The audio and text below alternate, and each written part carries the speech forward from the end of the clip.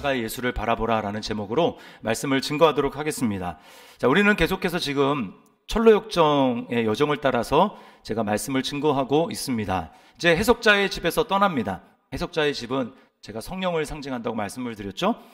자, 크리스찬이 이제 해석자의 집에서 출발을 해서 길을 가는데 그 길 옆에 좌우에 담이 있습니다. 담이 있는데 그 담이 늘어선 길을 따라 걷는데 그 담 울타리에 이름이 바로 구원이에요. 그러니까 지금 크리스찬은 구원의 길을 걷고 있는 것입니다.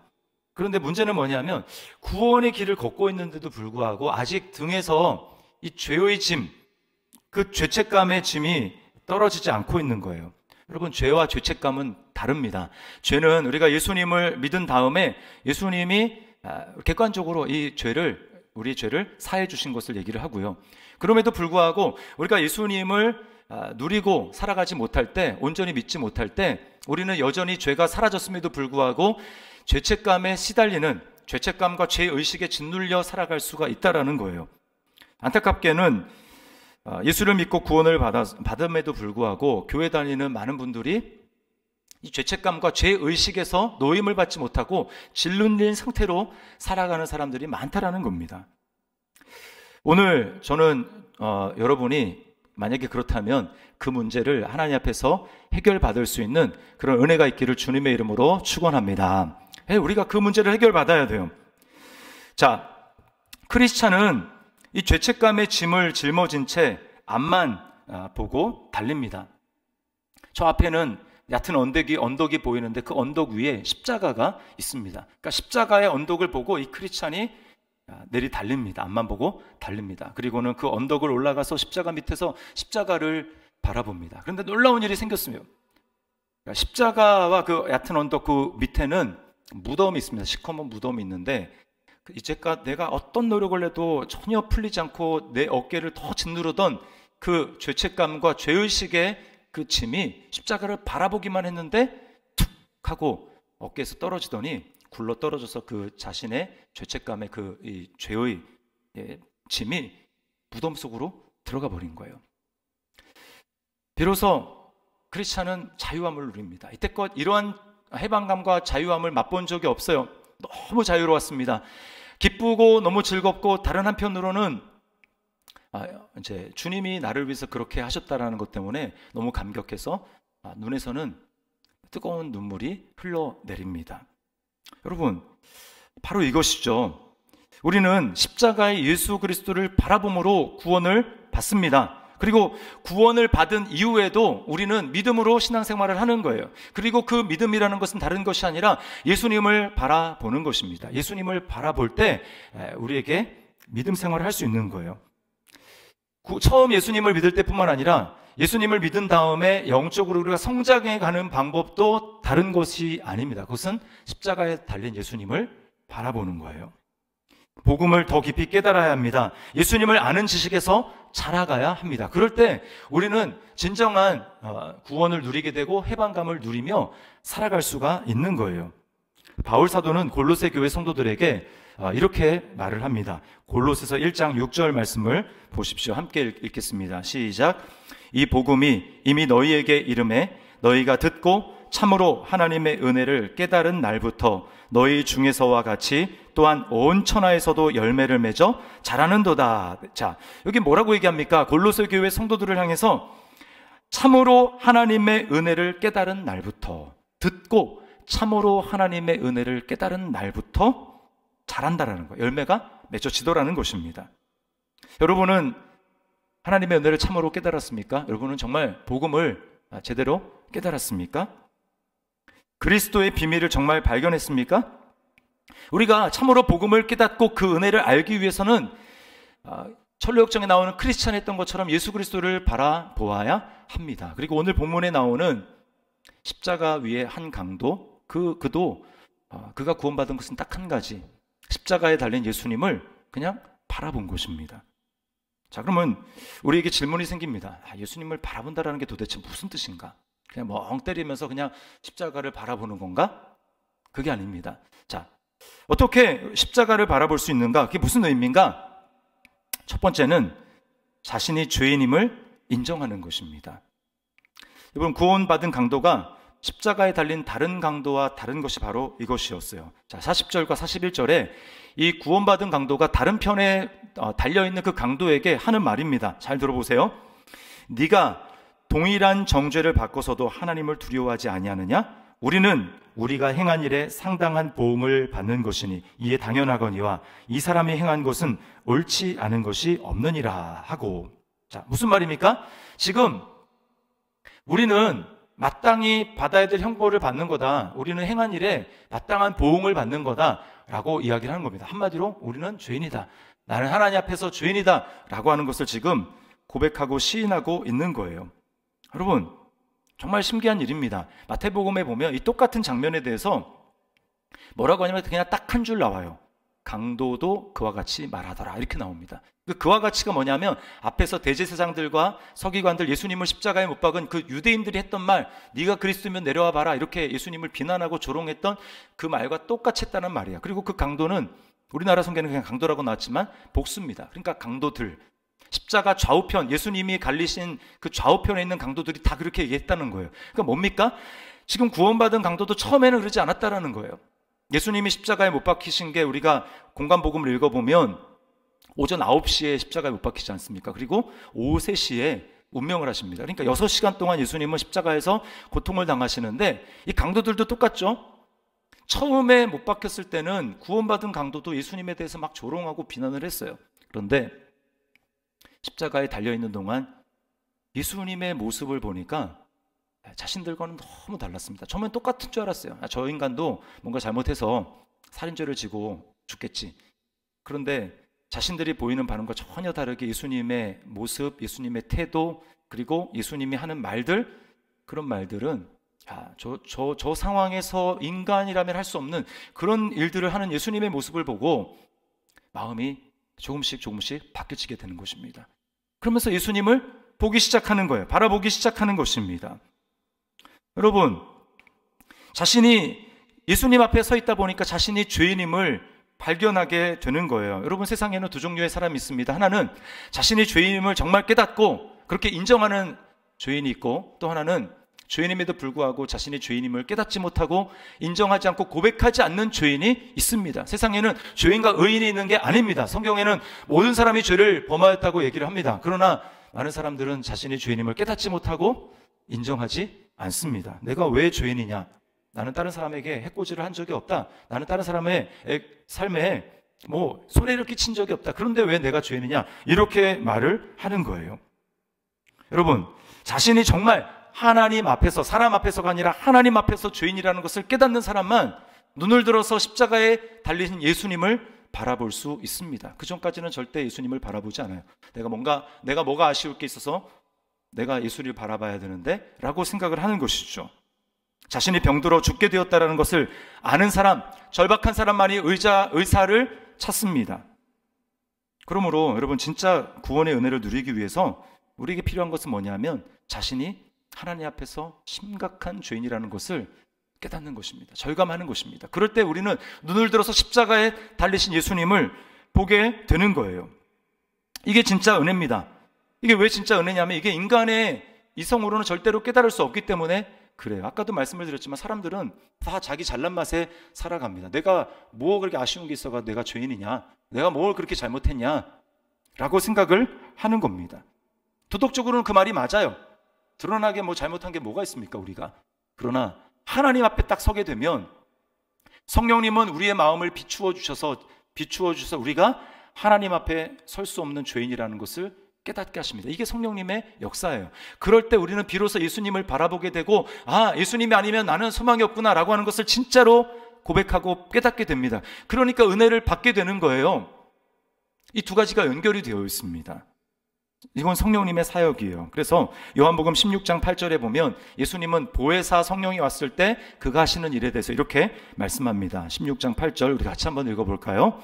그가 와서 죄에 대하여, 의에 대하여, 심판에 대하여 세상을 책망하시리라.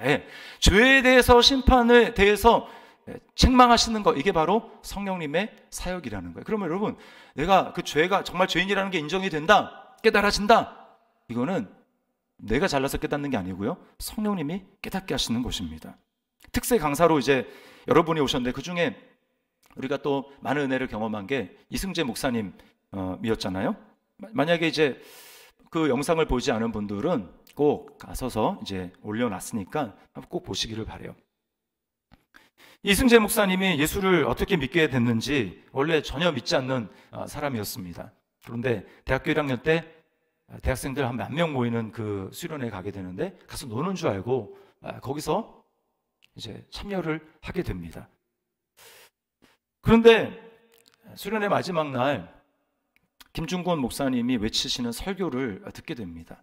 그전에는 이런 건 줄 몰랐다가 이제 이제 식사하러 가는데 성경 암송 막 해야 되고 막 이러면서 말씀에 대한 굉장히 거부감이 있었는데 마지막에 이런 말씀을 들었어요.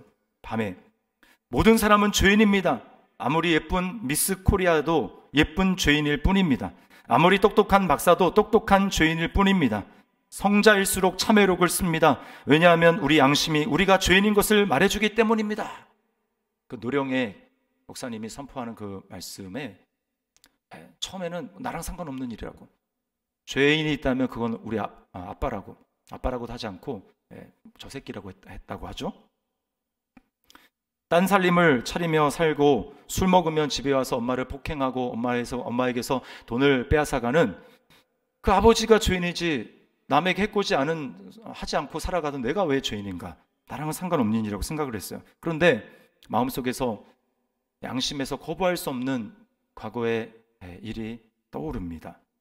그 뭐냐면 아버지가 어머니를 술 먹고 와서 폭행하는 날, 그 목사님이 이제 몇 시간 동안 이렇게 수고를 해가지고 숙제를 해놨는데 집에는 자기 말고 장애인 누나가 있었다고 합니다. 그러니까 배다른 누나예요. 아버지가 딴 데서 나와가지고 집에 데리고 온 6살 많은 장애인 누나인데 말도 못하고 그리고 거동도 못하고 똥오줌을 자기 스스로 가릴 수 없는 그런 장애인 누나입니다. 근데 그 누나가 자기가 3학년 때부터 똥오줌을 가려줬는데 그 누나가 자기가 몇 시간 들여서 한 숙제 그 노트를 찢어가지고 먹고 있는 그를 발견했어요.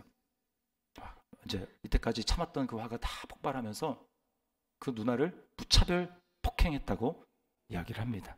자기는 아버지가 죄인인 줄 알았어요. 근데 아버지는 그나마 반항할 수 있고 말도 할 수 있고 거부할 수 있는 어머니를 폭행한 거지만 자기는 전혀 무방비 상태에 있는 말도 못하는 그 장애인 누나를 무차별 폭행한 자신의 모습을 보면서 나는 아버지보다 더 심각한 죄인이구나 라고 하는 것을 깨닫게 된 것입니다. 그리고 그 사건은 몇 개월 지나서 다 묻혔어요. 몸에 시퍼렇게 시커먼 멍이 든 것도 다 사라졌고, 그래서 이제 이건 완전 범죄다, 이 사실을 아는 건 아무도 없다 라고 했는데 그 수련회 밤에 그게 떠오르는 것입니다. 눈물이 흐르고 주먹으로는 자기 머리를 막 찌으면서 괴로워하면서 이제 더 이상 용서를 받을 수도 없어요. 누나는 이미 죽었고, 그리고 만약에 살아있다 할지라도 말을 하지 못하는 누나에게 어떻게 용서를 받을 수가 있겠습니까? 항상 괴로워하고 있는데 그때 목사님이 말씀하는 거예요. 여러분, 용서받을 수 있는 길이 있습니다. 예수님이 죄가 없으신 하나님이신 예수님이 이 땅에 오셔서 우리의 죄를 대신 지시고 십자가에서 죽으셨습니다. 누구든지 예수님을 믿기만 하면 용서받을 수 있습니다. 예수님을 믿을 사람은 자리에서 일어서십시오라고 하는데 이승재 목사님이 전에는 말도 안 된다고 얘기하던 그 기독교, 그 복음의 진리에 반응해서 일어선 거예요. 예수님을 바라보는 것입니다. 나 같은 인간도 용서받을 수 있습니까? 라고 하면서 예수님을 바라보는 거예요. 여러분, 어떻게 그런 일이 있을 수가 있습니까? 본인이 죄인이라는 것이 정말 인정이 되니까 그제서야 예수님을 바라보는 것입니다. 그런가 하면 두 번째, 예수님을 바라본다라는 것은 예수님이 나의 왕이시고 주인이라는 것을 받아들이는 것입니다. 자, 42절 말씀을 보세요. 자, 같이 한번 읽어보겠습니다. 시작. 이르되 예수여 당신의 나라에 임하실 때에 나를 기억하소서 하니. 자, 이게 구원받은 강도가 마지막에 한 말이었어요. 당신의 나라에 임할 때에 나를 기억하소서. 여러분, 여기 나라라고 하는 말은 왕국을 뜻하는 거예요. 왕국. 절대 권력을 가진 왕이 다스리는 그 나라입니다. 당신의 나라라는 건 뭐예요? 지금 예수님이 그 나라의 왕이라는 얘기입니다. 당신은 나라를 다스리는 왕 아니십니까? 이런 얘기예요. 지금 예수님을 그렇게 왕으로 고백하고 있는 것입니다. 그러나 반면에 끝까지 거부하던 그 한 강도, 다른 쪽에 있는 강도를 보십시오. 그는 지금 뭐라고 얘기합니까? 네가 그리스도가 아니냐? 나와 너를 구원해봐라. 쉽게 얘기하면 나 지금 내 문제에 처한 거 안 보여? 내 상황 안 보여? 나 지금 죽을 상황에 처했잖아. 네가 정말 그리스도면, 네가 정말 하나님이면, 네가 그렇게 주장하는 것처럼 정말 능력 있는 자라면 그럼 내 상황 한번 해결해 봐. 그럼 내가 믿어줄게. 이렇게 말하는 거예요. 여러분, 오늘날 교회를 다니는 많은 사람들이 이렇게 하나님께 이야기를 합니다. 하나님, 내 삶의 문제를 아시지 않습니까? 하나님, 내 삶의 문제를 해결해 주십시오. 그럼 내가 하나님을 하나님으로 대접하겠습니다. 라고 생각을 하는 것입니다. 여러분, 물론 우리가 예수님을 처음부터 예수님으로 알고 우리가 믿는 사람은 별로 없죠. 처음에는 다 교회 나올 때 어떤 모습으로 나옵니까? 나한테 문제가 있었고 이 문제 좀 해결해 보려고, 그래서 교회 나왔는데 말씀을 듣고 또 성경 공부도 하면서 성경을 읽으면서 하나님을 알아가다 보니 하나님은 그런 존재가 아닌 거예요.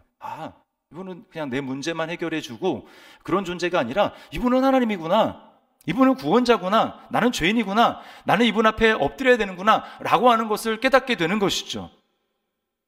이게 예수님을 제대로 알고 믿는 것입니다. 그런데 오래 교회를 다녔음에도 불구하고 계속해서 하나님과의 관계 설정을 그분은 나의 문제가 있으면 도와주는 분, 내가 필요할 때, 나한테 뭔가 문제가 있을 때, 절박한 상황이 있을 때 그때 헬프미, 도움을 요청해서 나를 도와주는 분으로만 여기고 있다면 여러분, 거기에는 심각한 문제가 있습니다. 어떤 문제가 있을까요? 입으로는 내가 그렇게 신앙생활하면서, 그렇게 교회 생활하면서 예수님을 주라고, 왕이라고 고백할지 모르지만 그것은 왕이 아니라 실제로는 하나님을 종으로 부리고 있는 것입니다. 왜요? 내가 원하는 바가 이미 정해져 있어요. 이게 이루어져야 됩니다. 나는 이것을 반드시 관철시켜야 됩니다. 타협할 의지가 없습니다. 근데 하나님께 도와달라고 합니다. 하나님, 내가 원하는 이것대로 해 주십시오 라고 하는 말은 뭐예요? 나는 그러니까 결정하는 건 나고 당신은 그냥 능력만 행사해라. 전능한 종을 부리는 것입니다. 마치 요술램프의 지니처럼 하나님을 그렇게 이용하는 거죠. 여러분, 그것은 전혀 하나님을 왕으로, 주인으로 모시며 그렇게 고백하는 것이 아니라는 것을 알아야 되는 거예요. 아담과 하와의 타락의 핵심이 바로 이것입니다.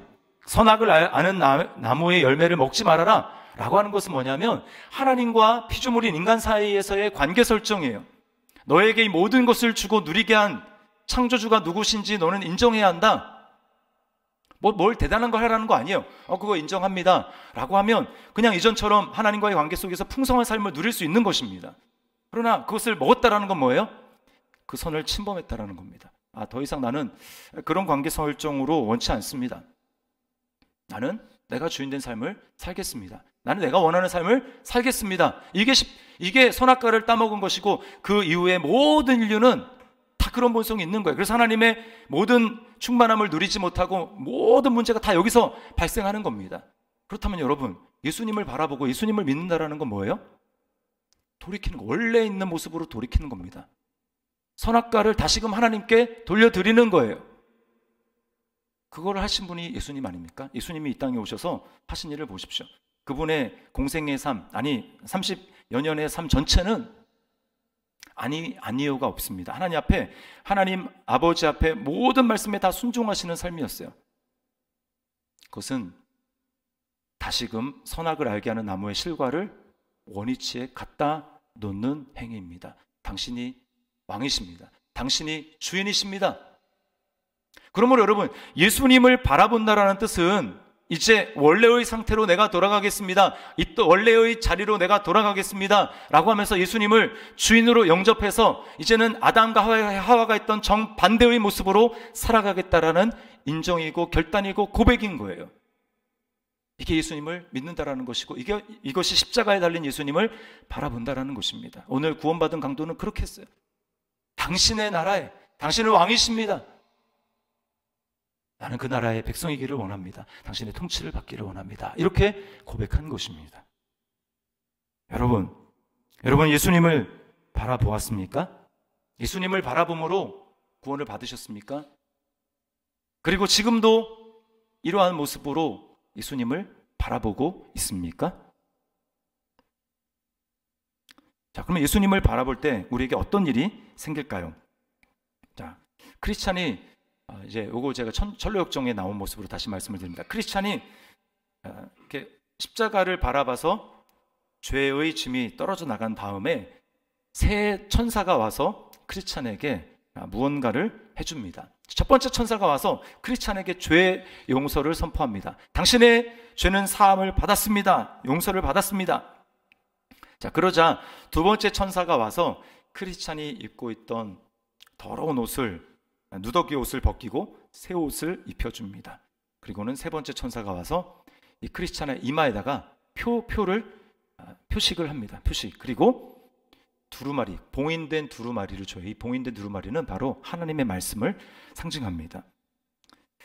자, 여러분, 이 이마에 표를 했다라는 것은 이제 하나님의 소유가 되었다는 확실한 증거예요. 앞에 두 가지가 확실하다라고 하는, 다른 말로 하면 성령의 인치심, 우리 안에 너는 내 것이야 라고 하나님이 인치시는 그 사역을 말하는 거예요.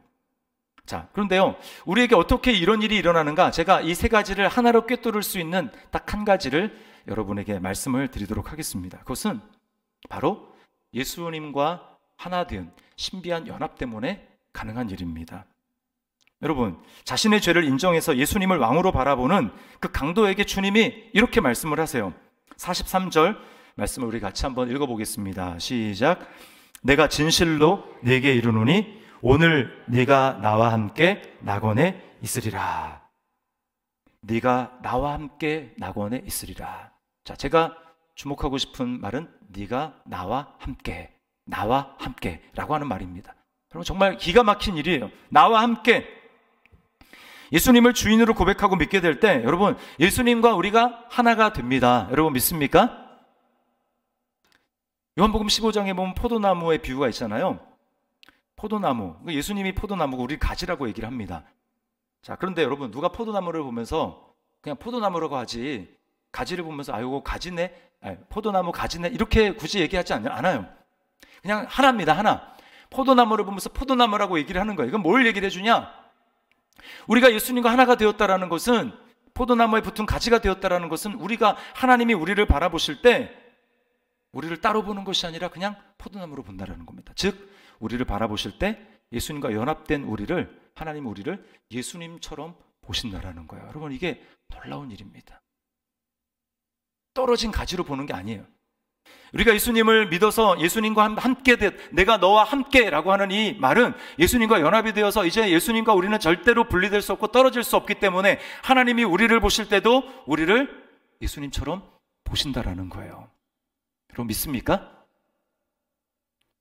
이게 그냥 관념적인 게 아닙니다. 실제 이런 일이 일어나는 거예요. 실제로.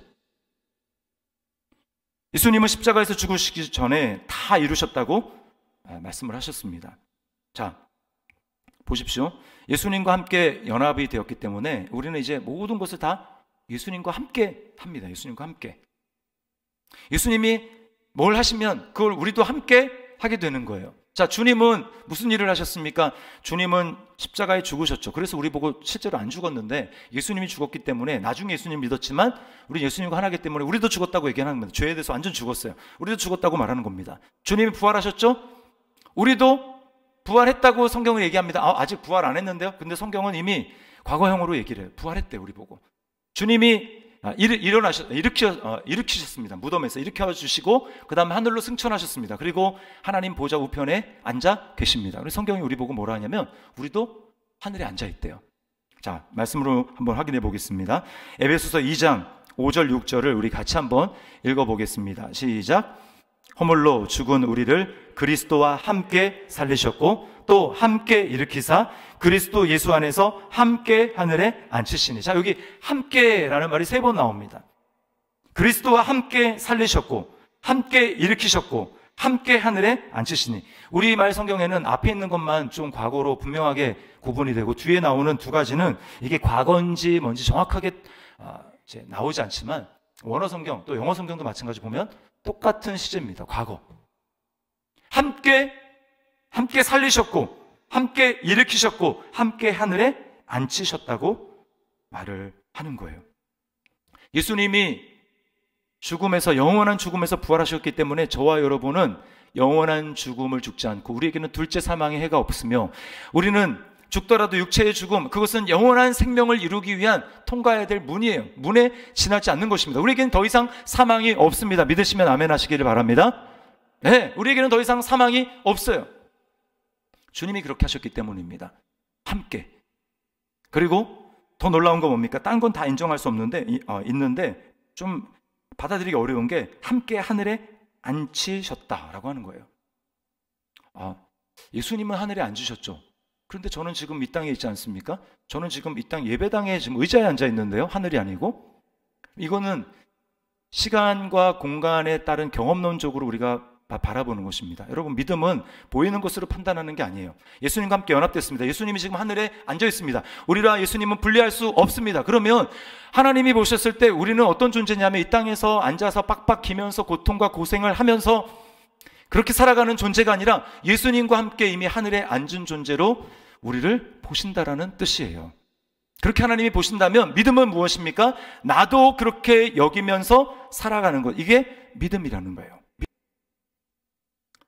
놀랍지 않습니까? 여러분, 십자가 예수님을 바라본다는 것은 이제 믿음으로 살겠다라는 건데, 믿음으로 살다는 것은 더 이상 내게 보여지는 감정과 눈에 보여지는 환경에 따라서 반응하며 살아가는 존재가 아니라는 것입니다. 예수님을 믿는 삶은 예수님과 내가 마치 분리되어 있는 것처럼 생각하고, 내가 주님을 위해서 뭔가 열심을 내고 노력을 하고 애쓰고 힘쓰고 막 뭔가를 이루어야 될 것처럼 그렇게 빡빡거리며 살아가는 게 아니라는 거예요. 마틴 로이드 존스 목사님이 사람들에게 종종 이렇게 물어봅니다. 당신은 그리스도인입니까? 크리스찬입니까? 그러면 그렇게 대답하는 사람이 있습니다. 저는 노력하고 있습니다. 노력하고 있습니다. 더 나은 사람이 되려고 노력하고 있습니다. 자, 그 대답을 들은 로이드 존스 목사님은 이 사람은 아직 십자가의 비밀을 잘 알지 못하는구나 라고 판단을 하시는 거예요. 여러분, 예수님은 십자가에서 뭐라고 하면 내가 다 이루었다. 주님은 이미 구원을 끝나셨어요. 그리고 하나님 보좌 우편에 있습니다. 그렇다면 우리가 예수님을 믿는 믿음으로 살아간다는 것은 예수님과 함께 연합된 존재로 이제는 주님이 하신 그 구원이 완성되었다는 것을, 그리스도 안에서 완성되었다는 걸 믿고 이제 내가 주님과 함께 실제로 그런 것처럼 여기며 살아가는 게 믿음이라는 거예요. 그럴 때 여러분, 우리가 하나님의 뜻을 이루어 드릴 수 있고 나를 통해서 주님의 역사가 나타나는 것입니다. 제가 이것을 어떤 차이가 있는지를 전치사를 두 개의 전치사의 비교를 통해서 알려드릴게요. 내가 주님을 위해서 애쓰는 사람은 for Jesus입니다. 내가 주님을 위해. 거긴 뭐예요? 여전히 내 힘과 내게 들어가 있는 거예요. 내 힘이 들어가 있는 것입니다. 내가 주님을 위해서 해야지. 자기 열심인 거예요. 자기 열심. 그러나 이제 더 이상 우리는 for Jesus, 물론 거기서 강조하려고 하는 뜻도 있습니다. 근데 자, 제가 바꾸고 싶은 건 뭐냐면 어떻게 살아야 되느냐? 이제 우리는 for Jesus보다 through Jesus, 그리스도를 통해서, 나를 통해서, 이 차이요. through Jesus가 아니고 through me. through me는 주체가 예수 그리스도입니다.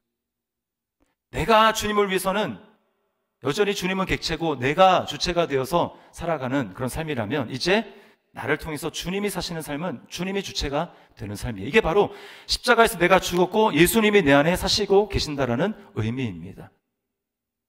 그 차이를 여러분이 잘 아셨으면 좋겠어요. 비록 우리가 이 땅에서 때때로 어려운 환경을 만나고 슬픈 일을 만나고 고생을 당하고 그런 일들이 많이 있습니다. 감정은 거기에 동요할 때가 있죠. 그러나 내가 그리스도와 함께, 또 그리스도가 나를 통해서 사시는 삶으로, 그런 믿음을 가지고 살아가는 삶은 어떤 삶이냐면, 이제 나는 과거의 감정대로 반응하고 내 생각대로 반응하고 내가 이런 상처를 반응해서 그래서 상처의 결과로 반응하는 그런 나는 이제 없어. 죽었어. 이제 예수님이 내 안에 사시고 나를 통해 주님이 사시는 거야 라고 믿고 살아가는 거예요. 말씀을 그렇게 볼 때 여러분, 그 말씀을 내가 내 힘으로 막 바득바득하면서 말씀을 왜 이렇게 지키기가 어렵나 이렇게 살아가는 삶을 벌써 내 힘으로 살아가는 삶입니다. 예수님이 자기를 부인하고 아무든지 나를 따라오는 자는 자기를 부인하고 날마다 자기 십자가를 지고 나를 따라올 것이니라고 하신 그 말씀은 나를 위해서 고행을 해야 된다 이런 말씀을 하는 게 아니라는 거예요. 그 말은 예수님이 이미 십자가에서 죽으심으로 함께 그리스도와 함께 내가 오늘 나와 함께 라고 말씀하시는 그것을 주님이 이루셨기 때문에 이제는 예수님 안에서 주님이 이루신 것을 믿음으로 반응하며 이제 내가 내 안에 계신 주님으로 반응하며 그 말씀을 이루어가는 것입니다. 여러분 그럴 때 내가 반응하면 저 인간은 절대 용서 못해. 저 인간이 나한테 한 일이 있는데 내가 어떻게 용서할 수 있어? 절대 용서할 수 없어요. 목사님 어떻게 그런 걸 나한테 요구하십니까? 절대 우리는 말씀에 순종할 수가 없습니다. 그런데요 나는 죽었지. 내 안에 사시는 것은 주님이시지. 그것을 인정하고 나를 부인하고 주님, 나를 주님께 내어드립니다. 나를 통해서 주님이 이루십시오 라고 할 때 여러분 나는 할 수 없는데 내 안에 계신 주님 때문에 용서할 수 없는 그 사람을 용서할 수 있게 됩니다. 나는 거기에 대해서 너무 염려하고 막 사로잡혀서 어떻게 하지 막 발을 동동 구르며 불안에 떠는 난데 그러나 이제 나는 죽었고 내 안에 주님이 사시지. 그럼 나는 그걸 믿어드리는 거야. 그래서 주님이 이제 나를 통해서 하십시오. 그럼 내 안에 주님으로 반응하면 어떻습니까? 우리는 더 이상 염려해 죽겠다 이렇게 반응하는 게 아니라 믿음으로 반응한 거예요. 여러분 이게 바로 예수님을 바라보는 사람이 그리스도와 함께 살아가는 놀라운 비밀이라는 것입니다. 여러분 이걸 이렇게 믿고 살아가는 사람과 그렇지 않고 여전히 마치 내가 예수님과 떨어져 있는데 그래서 내가 뭔가를 열심히 이루어야 되는 것처럼 내 힘으로 살아가는 사람과는 삶의 모습이 전혀 달라지는 거예요. 하나님 나라를 누린다라는 건 뭘까요? 이미 그리스도가 이루셨다는 걸 받아들이고 거기에 반응하며 살아가는 것입니다. 우리는 이미 하나님 보좌 우편에 앉힌 자입니다. 여러분 믿습니까? 그 말은 이미 하나님 나라를 상속받은 사람이라는 거예요. 우리는 억만장자입니다. 목사님 통장에 돈도 없는데 무슨 억만장자입니까? 이렇게 말씀하고 있겠죠. 저도 통장에 돈이 없어요. 근데 여러분은 진짜 억만장자라고 한번 진짜 생각을 해보세요. 여러분 통장에 수천억이 있습니다. 근데 이제 택시를 탔어요. 택시를 탔는데 수중에는 지금 현재 현금은 자기압수표 3장, 10만 원짜리 3장이 있습니다. 먼 거리를 해서 택시비를 내는데 10만 원이 나왔어요. 그럼 10만 원을 딱 택시 운전사에게 줍니다. 그러면 이제 얼마 남았습니까? 지금 수중에 20만 원 남았죠? 근데 이제 택시비를 딱 주고 나니까 원래 20만 원이 남아야 되는데 10만 원밖에 없는 거예요. 10만 원 어디 잃어버렸나? 근데 여러분이 정말 억만장자라면 10만 원 어떻게 하지? 10만 원 어디서 잊어버렸지? 막 발을 동동 구르면서 10만 원 찾기 위해서 왔던 길 다시 가봐야 돼 하면서 막 왔던 길 다시 돌아가가지고 어디 떨어졌나 막 후레쉬 비치고 그 다음에 막 뭐 그렇게 하겠습니까? 일부 때 제가 물어보니까 그렇게 하겠다라는 분이 한 분 계시더라고요. 진짜 억만장자라면 누가 그렇게 합니까? 뭐 그거 있으나 없으나 나한테 그 차이도 없는 거 뭐 그런가 보다 라고 지나가는 거예요. 우리가 그리스도 안에서 하늘에 안침바 되었다는 것을 실제로 그리스도 안에서 믿고 살아가는 삶이 바로 그렇다라는 것입니다. 다 이루어진 삶이에요. 믿음으로 반응하며. 여러분 어떻게 반응하겠습니까? 하나님 나라를 누리는 삶은 바로 이런 삶입니다. 경험 가지고 이런 일이 일어나면 거기에 막 좋아하고 또 저런 일이 일어나면 막 슬퍼하고 이제 우리가 훈련을 해야 돼요. 주님 나는 이제 믿음으로 살아가겠습니다. 이제 내가 육체 가운데 사는 것은 나를 사랑하사 나를 위하여 자기 자신을 버리신 하나님의 아들을 그다음 뭐죠? 믿는 믿음 안에서 사는 것이라. 그리스도와 함께. 여러분 날마다 십자가의 주님을 바라보십시오. 자기가 주인 되었다는 것을 인정하고 예수님을 바라보십시오. 또 내가 주인 된 삶을 이제는 내려놓고 이제 주님이 나의 왕이십니다. 주님이 나의 주인이십니다. 라고 하면서 주님을 바라보십시오. 그런 삶은요 정말 자유로운 삶입니다. 왜 우리가 자유를 못 누리냐? 내가 붙들고 있어서 자유를 못 누리는 거예요. 그리고 이미 주님과 함께 있습니다. 내가 나와 함께 낙원에 있으리라. 나와 함께 라고 말씀하시는 그 주님 말씀 앞에 우리가 이제 그렇게 주님 바라보며 내가 주님과 함께 믿음으로 살겠습니다. 그렇게 살아감으로 하나님 나라를 경험하고 그 간증이 우리 가운데 풍성하게 넘칠 수 있는 그런 은혜가 있기를 주님의 이름으로 축원합니다. 우리 말씀을 기억하면서 이 시간 찬양했으면 좋겠어요. 주의 손에 나의 손을 포개고, 주의 손에 나의 손을 포개고. 여기 제가 개사를 좀 했는데요, 보면 여기 이제는 내가 사는 것이 아니요 원래 가사에는 오직 주를 위해 사는 것이라 라고 했는데 제가 좀 바꿨습니다. 내가 사는 것이 아니요 나를 통해 주가 사는 것이라. 그리고 영원토록 주 위에 살리가 아니라 영원토록 주 함께 살리라. 우리 이 고백을 가지고 믿음으로 우리 찬양 하나님 앞에 드리겠습니다.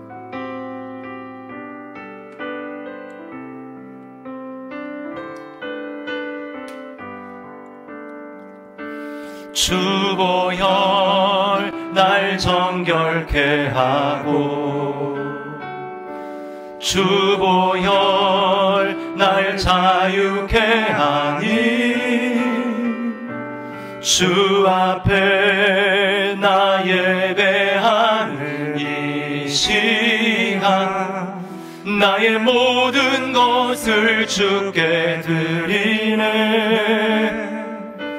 주의 손 날 위해 지키셨고, 주의 발 날 위해 박히셨으니, 이제는 내가 사는 것이 아니요 나를 통해 주가 사는 것이라. 주의 손에 나의 손을 포개고, 주의 손에 나의 손을 포개고, 또 주의 발에 나의 발을 포개어 나 주와 함께 죽고 또 주와 함께 살리라. 영원토록 주 함께 살리라. 주의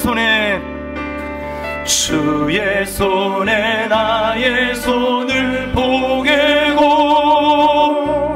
또 주의 발에 나의 발을 포개어 나 주와 함께 죽고 또 주와 함께 살리라. 영원토록 주 함께 살리라. 주 함께 살리라. 우리 처음부터 다시 한번 고백합니다. 주보혈 날 정결케 하고, 주보혈 날 자유케 하니,